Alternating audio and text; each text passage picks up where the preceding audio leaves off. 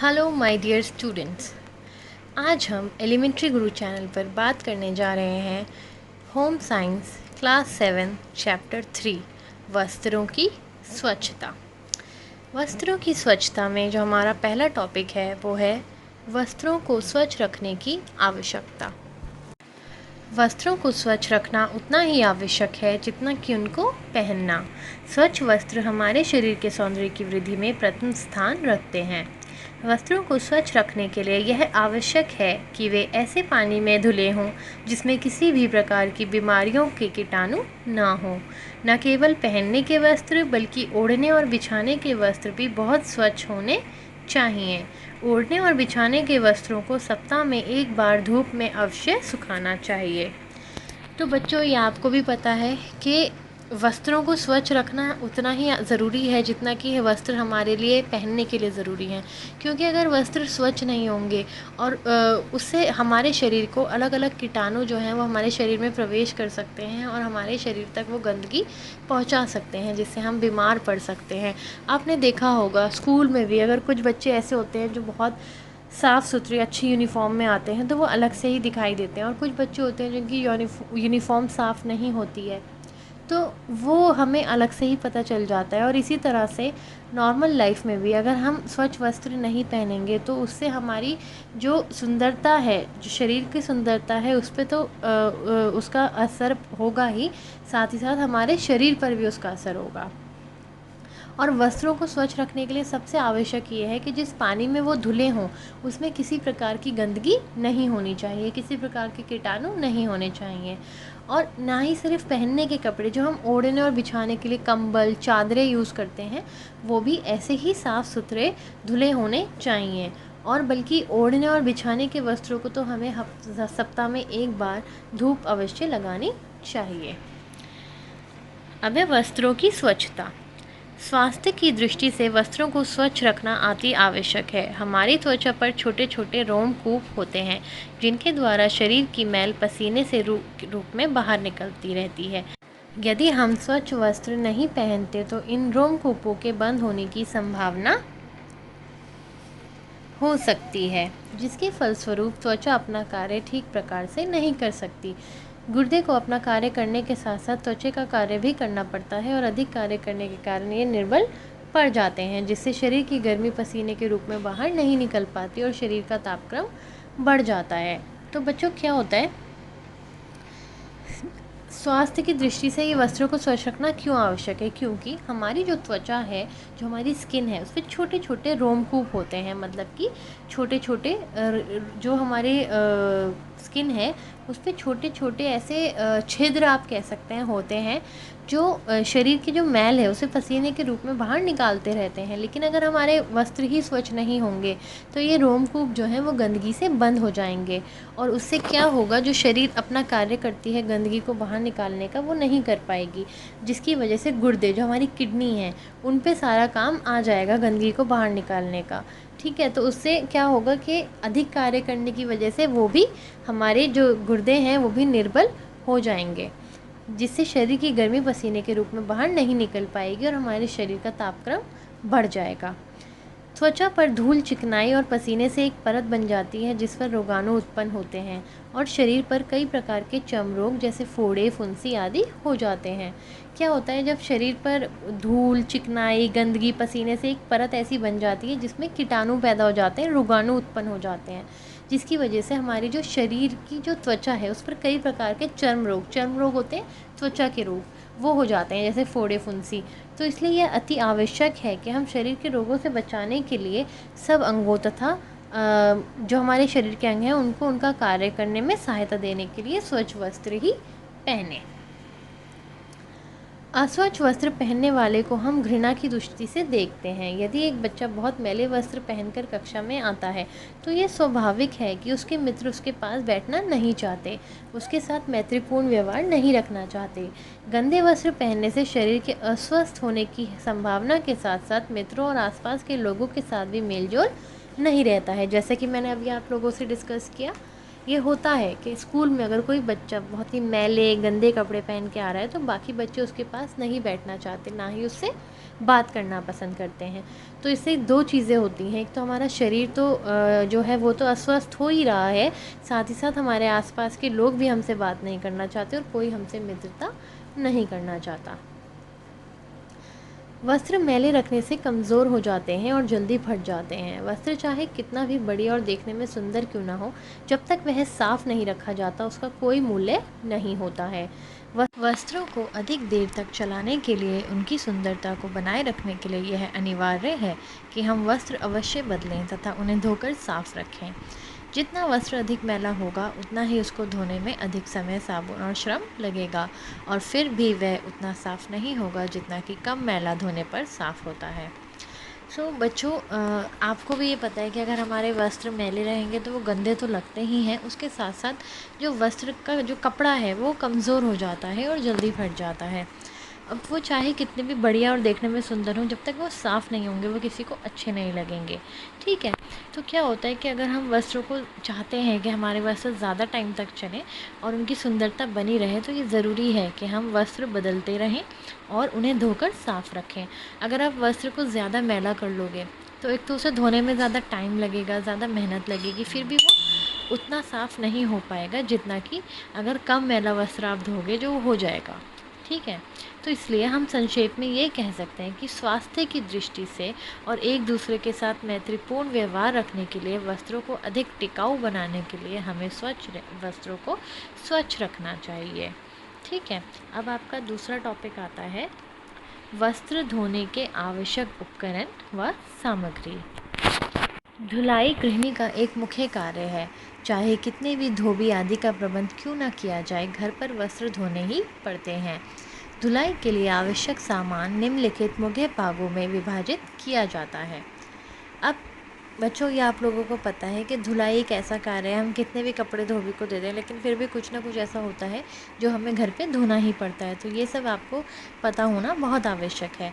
अब धुलाई के लिए जो भी आवश्यक सामान होता है उसे कुछ भागों में विभाजित किया जाता है। जैसे कि पहला है मैले वस्त्रों को रखने के लिए। एक अलमारी या कोई टोकरी अथवा किसी बड़े थैले का होना अति आवश्यक है। इसके न होने पर वस्त्र इधर उधर बिखरने का भय रहता है तथा उनको धोने से पूर्व इकट्ठा करने में काफ़ी समय नष्ट हो जाता है। बच्चों, आपने देखा होगा हमारे घरों में, दूसरों के घरों में कुछ ना कुछ ऐसा होता है जहाँ पे मैले वस्त्र रखे जाते हैं। जैसे कि लॉन्ड्री बैग्स होते हैं, कोई ऐसे वॉशिंग मशीन में भी कुछ लोग रखते हैं। ठीक है, तो उससे क्या होता है कि जब हम वस्त्र धोने के लिए जाते हैं तो हमें अलग से टाइम नहीं देना पड़ता कि हम इधर उधर से वस्त्र इकट्ठे करते फिरें। हमें मैले वस्त्र एक जगह मिल जाते हैं, तो उससे हमारा समय बच जाता है। दूसरा है वस्त्र को भिगोने एवं धुलाई के लिए। भिगोने और धुलाई के लिए हमें क्या चाहिए? 2-3 चिलमची, चिलमची मतलब बड़े बर्तन, एक बाल्टी, साबुन, उबालने के लिए एक डोर या कनस्तर, जैसे कि बॉयलर, आजकल बॉयलर्स होते हैं। उबलते वस्त्रों को हिलाने के लिए एक डंडा, चिमटा, एक अंगीठी, 2 या 3 टब, रगड़ने का तख्त, कपड़ों को रगड़ने का ब्रश, साबुनदानी, दाग छुड़ाने की दवाइयाँ। बच्चों, आप आजकल तो वॉशिंग मशीन्स होती हैं, उनमें सारे काम हो जाते हैं, पानी गर्म भी हो जाता है और कपड़ों की स्क्रबिंग भी हो जाती है, रगड़े भी जाते हैं, सब कुछ हो जाता है। पहले ये सब काम हाथ से होते थे, तो हम उसी के बारे में पढ़ रहे हैं कि अगर हम हाथ से ये सब करना पड़े तो उसके लिए हमें क्या क्या चाहिए होगा। ठीक है, तीसरा है वस्त्रों को नील एवं मान लगाने के लिए। मान लगाने के लिए एक पतीला या केतली, पानी गर्म करने के लिए एक करछी, 2 झाड़न, गोंद का घोल तथा सिरका, नील 1 चम्मच, 2 या 3 चिलमची, एक मलमल का कपड़ा। नील हम कपड़ों में क्यों लगाते हैं? हमने पढ़ा था नील हम लगाते हैं ताकि कपड़ों की जो सफ़ेदी है वो बनी रहे और उसकी चमक वैसी रहे। मान हम लगाते हैं कपड़े को कड़ा करने के लिए, ठीक है, कलफ जिसे हम कहते हैं। चौथा है वस्त्रों को सुखाने के लिए। वस्त्रों को सुखाने के लिए कोई रस्सी या तार, चिमटियाँ, हैंगर, कपड़ा सुखाने का रैक, कुछ भी यूज़ किया जा सकता है। पांचवा है इस्त्री करने के लिए। इस्त्री मतलब प्रेस। इस्त्री करने की मेज़, यदि इस्त्री करने की मेज़ ना हो तो कोई मेज़ जिस पर एक कंबल या चादर बिछी हो।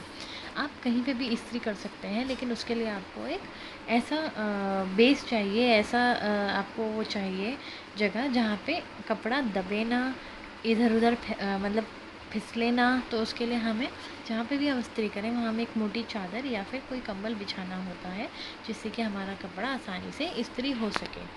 ठीक है। इस्त्री करने का तख्ता, इसके अतिरिक्त इस्त्री बिजली व कोयले की, बर्तन में पानी तथा पानी लगाने के लिए कपड़ा, हैंगर आदि। अब इस्त्री करने का तख्ता मतलब कि हमें कोई ऐसी चीज़ चाहिए होती है जिसमें हम अपनी इस्त्री प्रेस को रख सकें, जिससे कि वो कोई चीज़ जलाए ना। अब अभी तो बिजली वाली इस्त्री आती हैं, इलेक्ट्रॉनिक प्रेस आती हैं, पहले कोयले की भी प्रेस आती थी, आपने देखी होगी। अभी भी जो लोग बाहर प्रेस करते हैं वो कोयले की प्रेस यूज़ करते हैं। ठीक है। इसके अलावा एक बर्तन में पानी क्यों चाहिए होता है? क्योंकि कुछ कपड़े ऐसे होते हैं, जैसे कि कॉटन के कपड़े, सूती कपड़े जो होते हैं वो ईज़िली प्रेस नहीं हो पाते हैं, तो उन्हें पानी लगाकर प्रेस करना पड़ता है। हैंगर, ताकि हम प्रेस करे हुए कपड़ों को टांग सकें।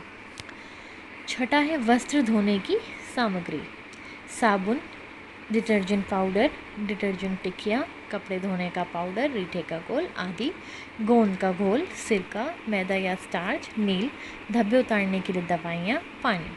अब साबुन, डिटर्जेंट पाउडर तो हमें पता ही है। गोंद का घोल क्यों यूज़ किया जाता है? कपड़े में कलफ लगाने के लिए, उसे कड़ा करने के लिए। सिरका, कपड़े की चमक बनाए रखने के लिए। मैदा या स्टार्च, कलफ के लिए। नील, कपड़े को सफ़ेदी देने के लिए। धब्बे उतारने की दवाइयाँ, कुछ ऐसे धब्बे होते हैं जो इजीली नहीं जाते हैं, तो उनके लिए हम कुछ ऐसी दवाइयाँ यूज़ करते हैं जिनसे वो धब्बे चले जाएँ। जैसे कई बार हम मिट्टी का तेल यूज़ करते हैं, कई बार हम नींबू का रस यूज़ करते हैं। तो अलग अलग चीज़ें होती हैं। और हमें चाहिए पानी।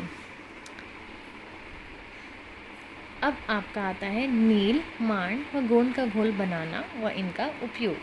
अब हम देखेंगे कि ये चीज़ें क्यों यूज़ होती हैं और इन्हें बनाया कैसे जाता है। सबसे पहले बात होती है नील की। सफ़ेद सूती वस्त्रों को धोने के बाद उनमें थोड़ा सा पीलापन आ जाता है। इस पीलेपन को दूर करने के लिए नील का प्रयोग किया जाता है। अतः नील लगाने के दो मुख्य कारण हैं। कपड़ों में नील लगाने से उसमें सफ़ेदी आ जाती है। साबुन से कपड़ों में जो पीलापन आ जाता है वह नील के प्रयोग से दूर हो जाता है।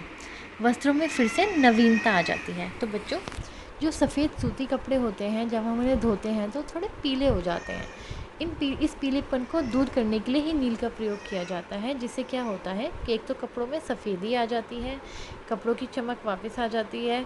ठीक है, पीलापन दूर हो जाता है और कपड़े फिर से नए जैसे लगने लगते हैं। अब नील लगाने की विधि क्या है? पहले एक चिलमची मतलब कोई बर्तन, चिलमची या किसी खुले बर्तन में इतना पानी लें कि जिसमें कपड़ा अच्छी तरह भीग सके।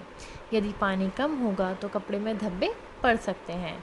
ठीक है, अगर पानी आप सही से नहीं लोगे तो जो नील के धब्बे हैं, कहीं कहीं आपके कपड़ों में नीले नीले धब्बे आ जाएंगे।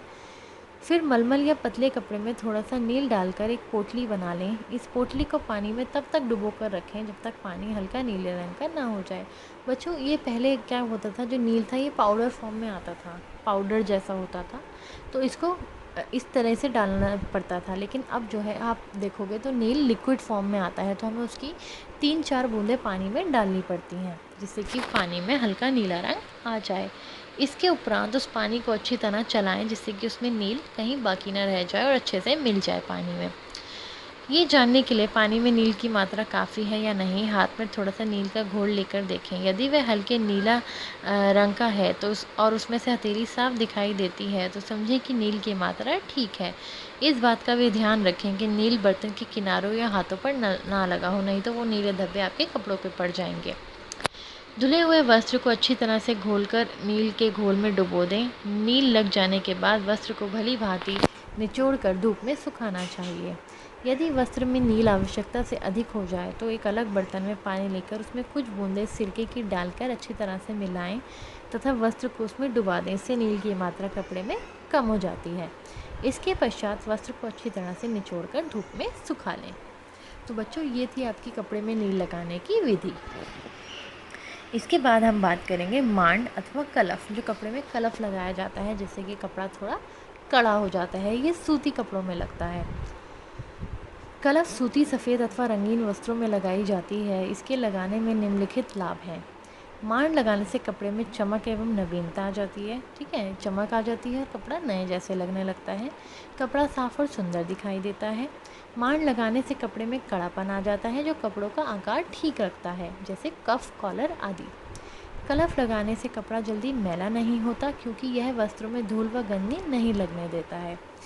मांड वाले कपड़ों को धोने में आसानी होती है क्योंकि मैल कपड़ों को लगने के अतिरिक्त मांड के साथ चिपक जाती है और कपड़े जब धोते हैं तो मांड पानी में घुल के उतर जाती है और उसके साथ साथ मैल भी उतर जाता है और कपड़े फिर से नए जैसे हो जाते हैं। अब मांड बनाने की विधि क्या है?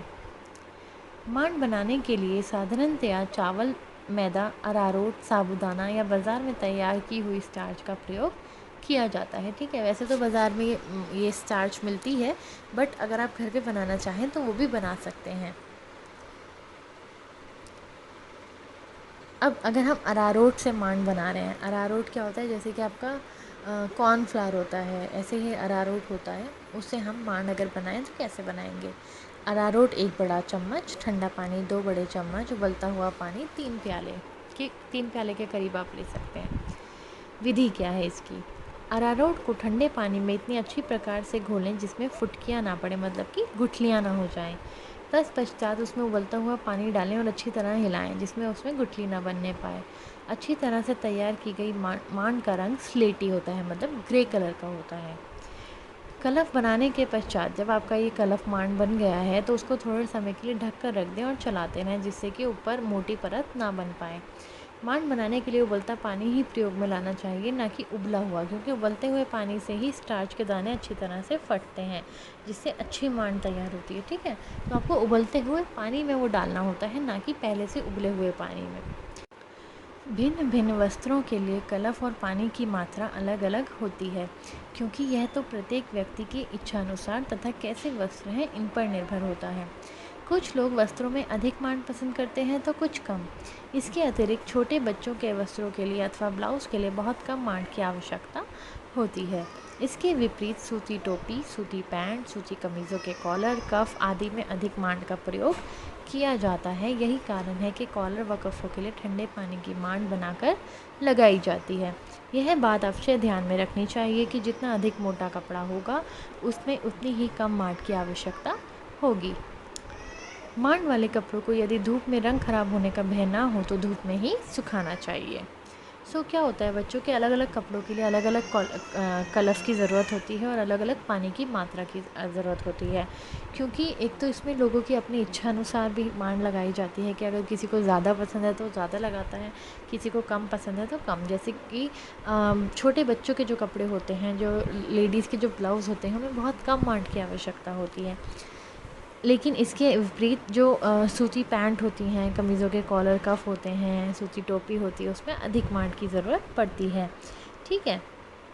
और जितना मोटा कपड़ा होता है उतनी ही कम मांड की आवश्यकता उस कपड़े को होती है, तो ये हमें ध्यान रखना चाहिए। और अगर हमारा कपड़ा ऐसा है जिसका धूप में रंग ख़राब होने का डर नहीं है तो हमें मांड वाले कपड़ों को धूप में ही सुखाना चाहिए। इसके बाद आता है गोंद। गोंद रेशमी, मलमल, वॉयल व बच्चों के वस्त्रों में अथवा रेयॉन में हल्का सा कड़ापन लाने के लिए प्रयोग किया जाता है। इसका गोल निम्न प्रकार से बनाया जाता है, ठीक है। तो एक तो ये रेशमी कपड़ों में यूज़ होता है, मलमल में यूज़ होता है, बच्चों के कपड़ों में होता है, तथा रेयॉन जो हल्का कपड़ा है उसमें होता है यूज़। और ये क्यों यूज़ होता है? जिससे कि कपड़े में हल्का सा कड़ापन आ जाए, क्योंकि ये बहुत हल्के कपड़े होते हैं। इसके लिए हमें क्या चाहिए? इसके लिए हमें 100 ग्राम गोंद चाहिए, 2 प्याले पानी चाहिए। और अब इसकी विधि: गोंद को पीसकर पतीले में डाल लें और उसमें पानी मिला दें। फिर इसे आग पर रखकर तब तक चलाते रहें जब तक सारी गोंद पानी में अच्छी प्रकार से घुल ना जाए। किसी मलमल के कपड़े से छानकर साफ बोतल में रख दें और आवश्यकता अनुसार प्रयोग करें। अब है इसकी प्रयोग विधि। गोंद के घोल को प्रयोग करने के लिए पहले किसी चिलमची व किसी खुले बर्तन में इतना पानी लें जिसमें कपड़ा अच्छी तरह से भीग सके। इसके पश्चात उसमें 1 से 4 चाय के चम्मच गोंद का घोल प्रत्येक प्याले पानी के हिसाब से मिलाएं। धुले हुए वस्त्र को अच्छी तरह से खोल कर बीच में डुबो दें। उसके बाद कपड़ों को निचोड़कर छाया में सुखाएं। गोंद में जो आपके कपड़े भिगे हुए होते हैं उन्हें हम धूप में नहीं सुखाते, क्योंकि उससे गोंद का जो असर है वो उस पे से ख़त्म हो जाएगा, इसलिए हमें वो कपड़े छाया में ही सुखाने चाहिए। तो बच्चों, यहीं पे आपका चैप्टर 3 का पार्ट 1 एंड हो रहा है, और पार्ट 2 में हम बात करेंगे विभिन्न प्रकार के वस्त्रों को धोने के साधारण नियम के बारे में। ठीक है, तब तक आप इस चैप्टर को जितना मैंने समझाया है वो अच्छे से समझें